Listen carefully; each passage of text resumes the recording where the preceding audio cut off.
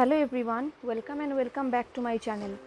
तो गाइस, आप Oath of Love कहाँ देख सकते हो मुझे पूछ रहे थे। तो आप वी टीवी में देख सकते हो या फिर आई थिंक विकी में भी आया है। एंड अगर आप पूछोगे कि मैं कहाँ से देख रही हूँ तो मैं कहूँगी ड्रामा कूल से, क्योंकि वी टीवी में शायद बहुत सारे एपिसोड वीआईपी हैं तो मैं वहाँ से नहीं देख सकती, तो मैं ड्रामा कूल से देख रही हूँ। एंड बहुत सारे लोग पूछ रहे थे कि इस फ़ैन फिक्शन में कितने चैप्टर्स है। तो गाइस, इस फ़ैन फिक्शन में 83 चैप्टर्स है और मैं ऑलरेडी 32 में थी कल, और आज मैं और भी चैप्टर्स बोलूँगी। तो आप लोग पूछ रहे थे कि अभी तक खुलासा क्यों नहीं हुआ, कितना चैप्टर्स बाकी है। तो गाइस, ये तो एक बड़ा फ़ैन फिक्शन है, मैंने एक बड़ा फ़ैन फिक्शन चूज़ किया था। तो आप लोग जैसे इन्फेशेंट हो रहे हो तो मैंने सोचा कि मैं बहुत सारे चीज़ स्किप कर दूँगी, सिर्फ मेन स्किप ही बताऊँगी, मैं बहुत डिटेल में नहीं जाऊँगी। तो आप लोग ज़्यादा से ज़्यादा वांगशियन सीन्स ही पसंद करते हो। एंड इस चैप्टर में बहुत सारे सैड सीन्स है, ऑथर ने बहुत डिटेल में बहुत खूबसूरत से सीन्स को एक्सप्लेन किया है। तो ठीक है, मैं स्किप करके सिर्फ जल्दी से जल्दी वांगशियन तक जाने की कोशिश करती हूँ। ठीक है, मैं बहुत जगह स्किप कर दूँगी और मैं सिर्फ मेन सीन्स ही बताऊँगी कि क्या क्या एक्चुअली हो रहा है, ज़्यादा डिटेल में नहीं जाऊँगी।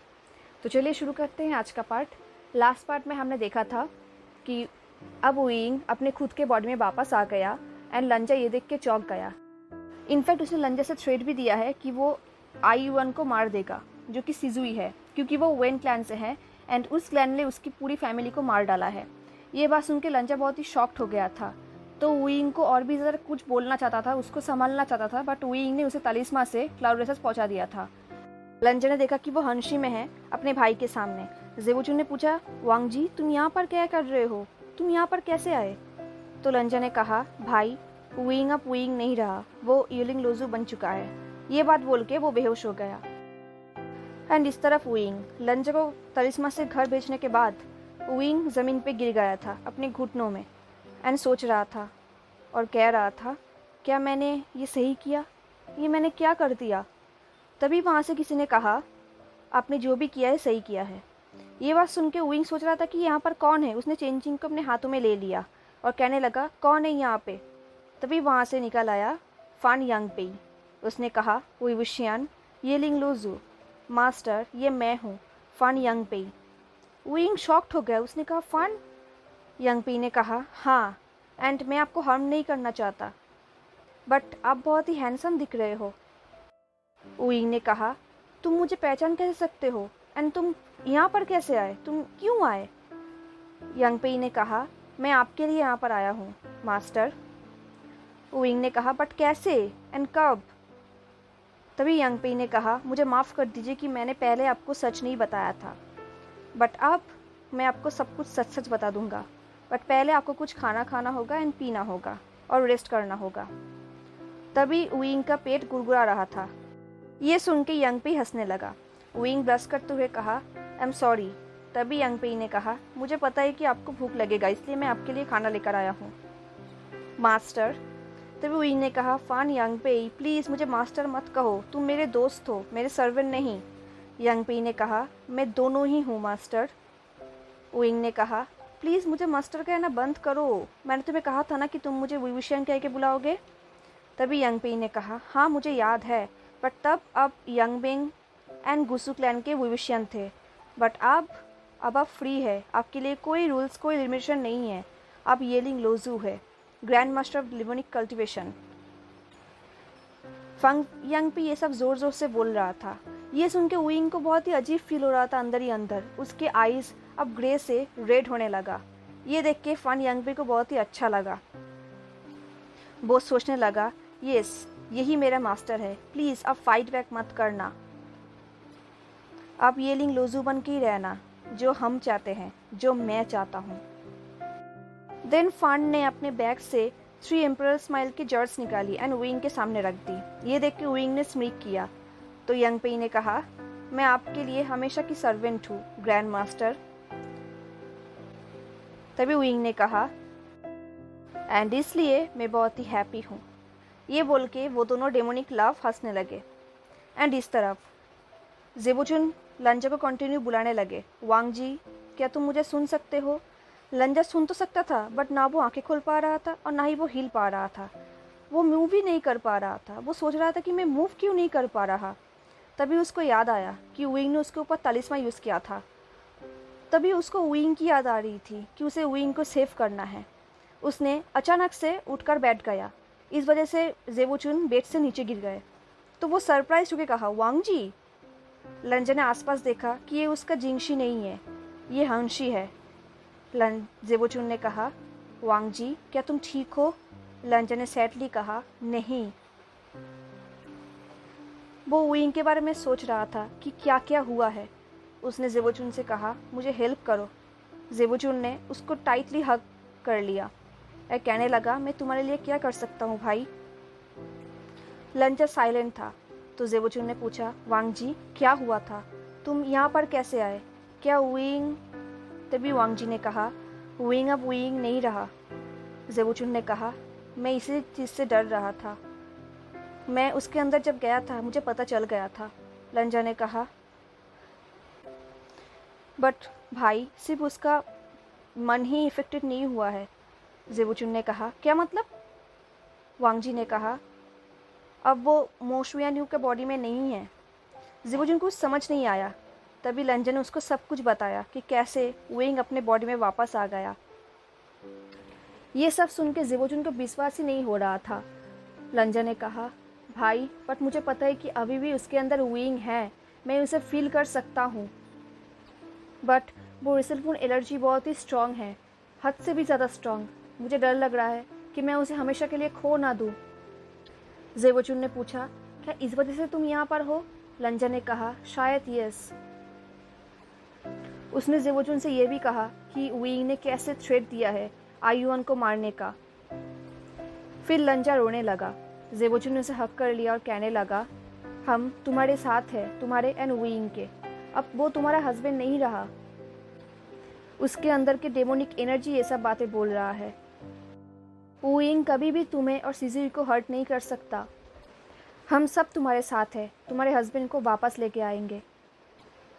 लंजा रो रहा था। फाइनली उसने कहा कि मैं वापस जा रहा हूँ। जेबोचुन ने कहा, नहीं। लंजा उसकी तरफ एक ग्लेयर दे रहा था। जेबोचुन ने कहा, मुझे पता है कि तुम क्या सोच रहे हो वांग जी, बट मैं तुम्हें वापस जाने नहीं दे सकता। तुम वहाँ पे नहीं लड़ सकते। विंग बहुत ही स्ट्रांग हो गया है। तुम्हें भी स्ट्रांग बनना पड़ेगा, फिजिकली एंड स्पिरिचुअली। तुम्हें रेस्ट करना पड़ेगा। लंजा ने सोचा कि ये बात तो सच है, तो वो मान गया। जेबोचुन ने कहा, थैंक यू, मैं तुम्हारे लिए खाना एंड पानी का प्रिपेयर करता हूँ। तुम सो जाओ, रेस्ट करो। फिर जेबोचुन वहाँ से चला गया। एक दिन सुबह लंजा अपनी आंखें खोल रहा था। उसे बहुत ही वीक फील हो रहा था। उसने आसपास देखा कि उसका जिंगशी है। तभी उसने सोचा कि शायद जेबोचुन उसको यहाँ पर लेकर आया था जब वो सो गया था। वो ठीक से उठ नहीं पा रहा था। उसे बहुत ही ज़्यादा वीक फील हो रहा था, बॉडी में बहुत ही ज़्यादा पेन फील हो रहा था। फिर भी वो उठने की कोशिश कर रहा था। उसे बहुत ही विंग की याद आ रही थी। उसके इस बेड पे विंग एंड वो रहता था। उसको हंसी भी आ रही थी एंड रोना भी आ रहा था। तभी वहाँ पे जेबोचुन आए। उसने कहा, वांग जी तुम क्यों उठे? बेड पे सो जाओ भाई, तुम्हें रेस्ट की ज़रूरत है। लंजा ने भी वही किया, वो वहाँ पे सो गया। लंजा ने पूछा, मैं कब से सो रहा हूँ? जेबोचुन ने कहा, 5 दिन से। लंजा चौंक ही गया। उसने कहा, क्या 5 दिन? विंग, मुझे उसको बचाने के लिए जाना है। जेबोचुन ने कहा, नहीं, तुम नहीं जा सकते। तुम अभी भी वीक हो, और वैसे भी तुम्हारे हस्बैंड के बारे में कोई भी न्यूज़ अभी तक नहीं आया। इसका मतलब विंग अभी तक बुरियल माउंट्स में ही है। लंजा ने नोट किया। लंजा जेबोचुन के लाए हुए खाना खाने लगा। जेबोचुन ने कहा, तुम्हें रेस्ट करना चाहिए एंड खाना खाना चाहिए। मैं आफ्टरनून में एक डॉक्टर को भेजूंगा तुम्हें चेकअप करने के लिए। मैं तुम्हें डिनर के बाद कोल्ड पॉन्ड में लेके जाऊंगा मेडिटेशन के लिए। लंजा ने कहा, भाई क्या होगा अगर विंग? तभी जेबोचुन ने कहा, हमने आसपास के सारे टाउन्स में नज़र रखी हुई है एंड गार्ड्स भी रखे हुए हैं। अगर तुम्हारे हस्बैंड के बारे में कोई भी खबर मिले तो हम तुम्हें आके बता देंगे। Thanks to my nephew. And हमने बहुत सारे तलिस्मा को एक्टिवेट कर दिया है एंड आसपास के क्लैंस को भी सतर्क कर दिया है। लंजा ने नोट किया। लंजा ने कहा, अपने सिजुई से क्या कहा? तभी जेबोचुन ने कहा, कुछ भी कहने की ज़रूरत नहीं पड़ी, उसे सब कुछ पता है। उसे पता है कि विंग इन आयरन के अफेक्टेड है, बट उसे फ़िज़िकल चेंजेस के बारे में एंड थ्रेट के बारे में कुछ भी नहीं पता। मुझे माफ़ कर देना, मैं उसे बता नहीं पाया। तभी लंजन ने कहा, ये तुम्हारी रिस्पॉन्सिबिलिटी नहीं है, ये मेरी रिस्पॉन्सिबिलिटी है। मैं उसका पिता हूँ और मुझे पता है कि मेरी सन स्ट्रॉन्ग है, वो फाइट कर सकता है। फैमिली ही फैमिली का टेक केयर करता है। कुछ देर बाद ज़ेबोचुन ने कहा, मैं अब यहाँ से जाता हूँ, लंच लेके आऊँगा, तब तक तुम रेस्ट करो। लंजन ने कहा, भाई। ज़ेबोचुन ने कहा, मैं सिजुई को यहाँ पे भेज दूँगा और कह दूँगा कि तुम जाग चुके हो, क्योंकि ज़ेबोचुन को पता है कि लंजा क्या कहना चाहता है। कुछ देर बाद सिजुई वहाँ पर आया। वो लंजा को आकर हक कर लिया। सिजुई ने कहा, फादर, डैड कहाँ है? क्या हुआ है?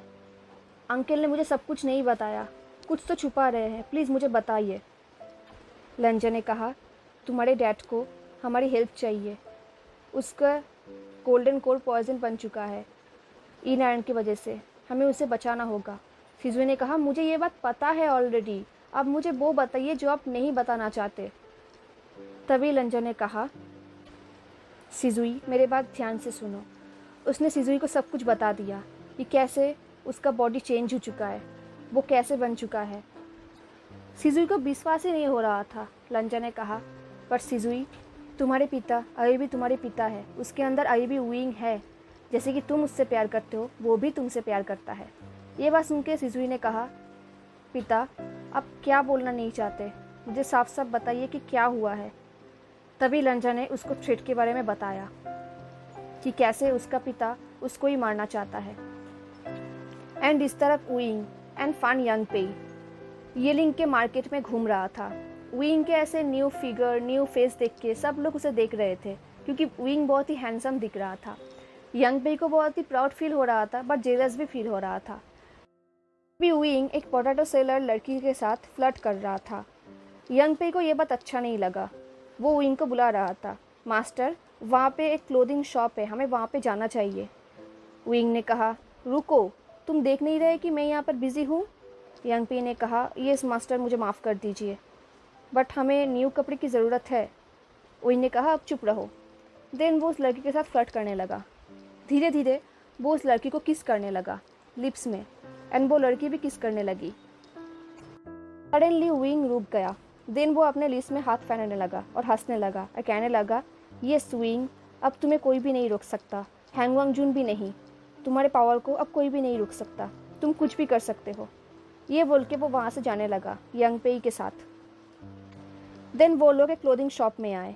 विंग ने एक कपड़े चूज़ किया जिसमें वो बहुत ही ज़्यादा खूबसूरत लग रहा था, एक ब्लैक रोब्स।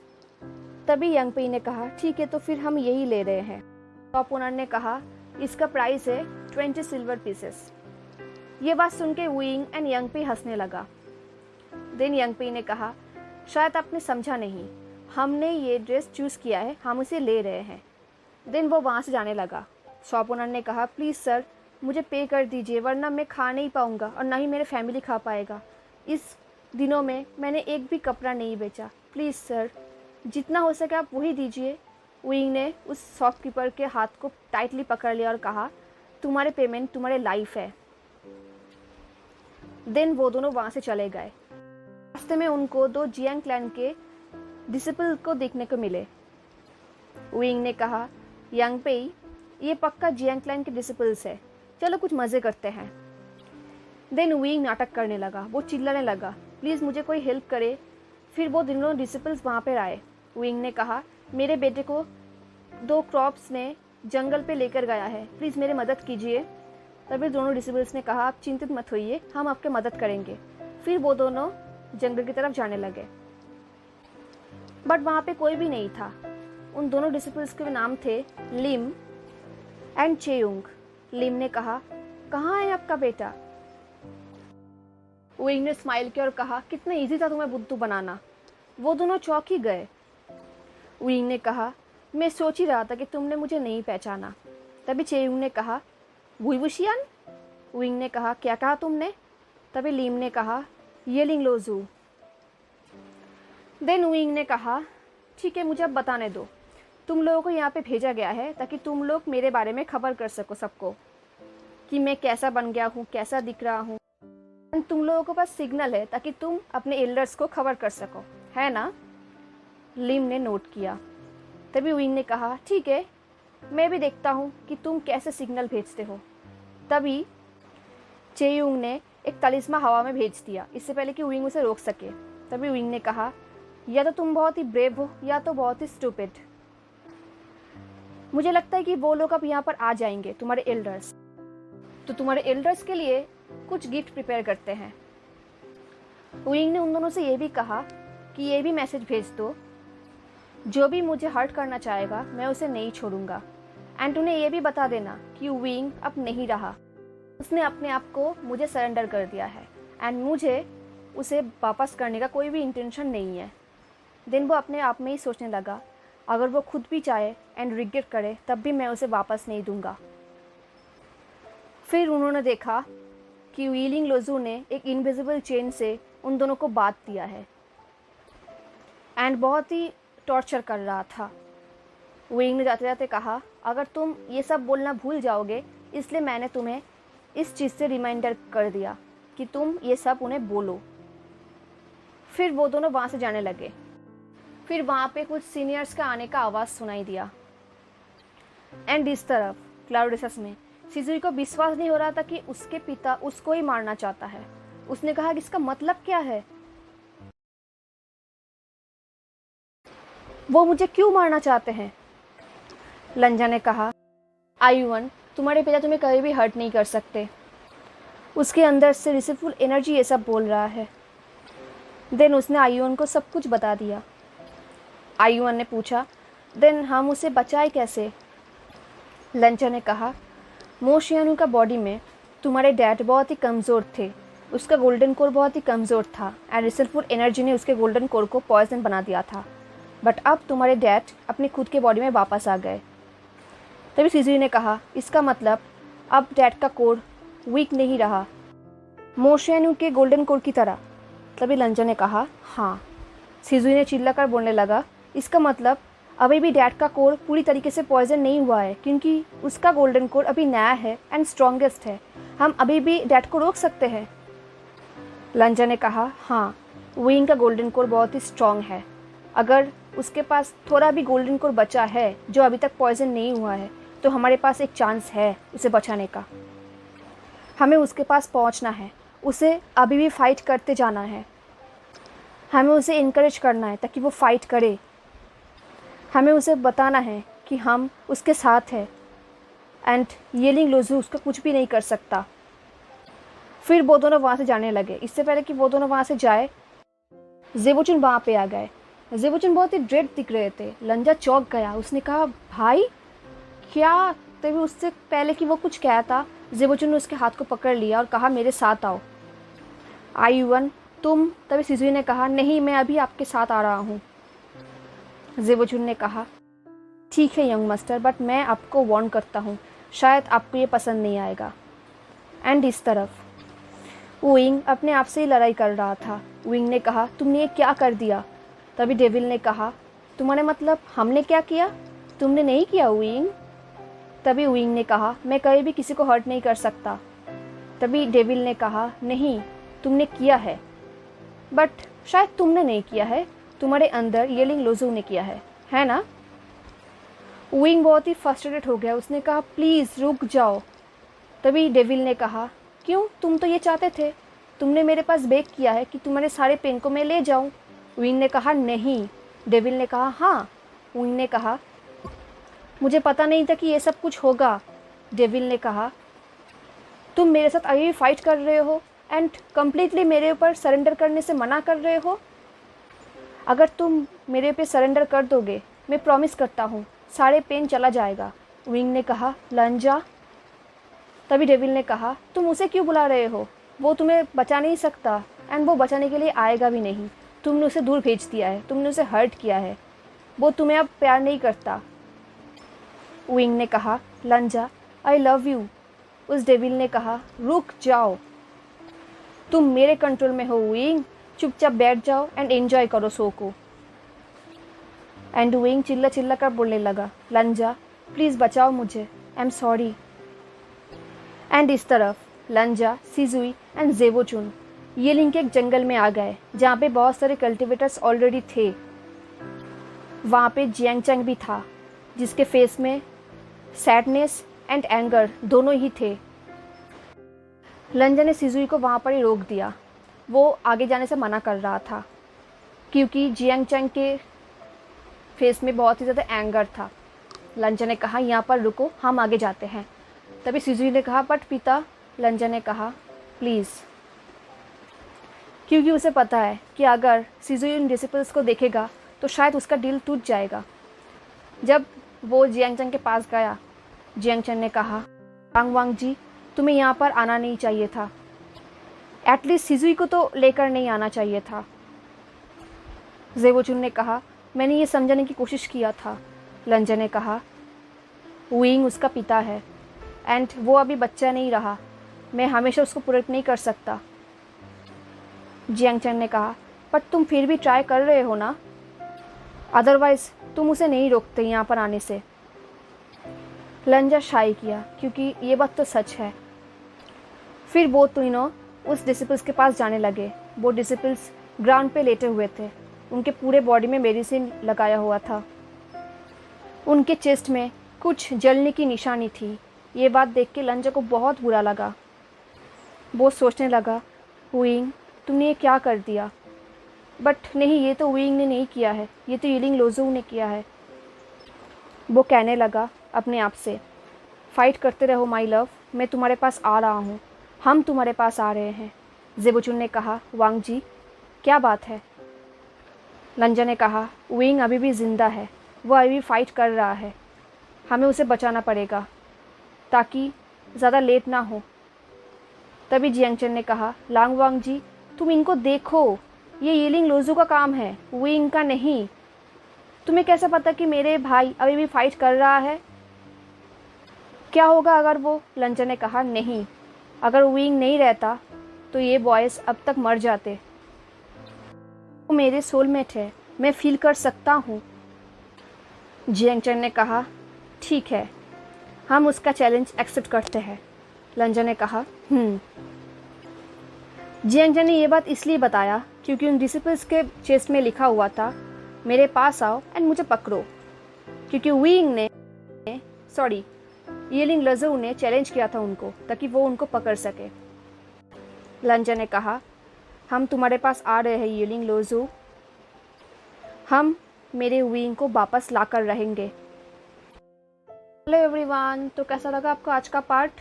आई होप आपको आज का पार्ट अच्छा लगा होगा। अगर अच्छा लगा हो तो लाइक, कमेंट, शेयर, सब्सक्राइब ज़रूर करना। मिलते हैं नेक्स्ट पार्ट में, तब तक के लिए tata, take care, stay safe, bye.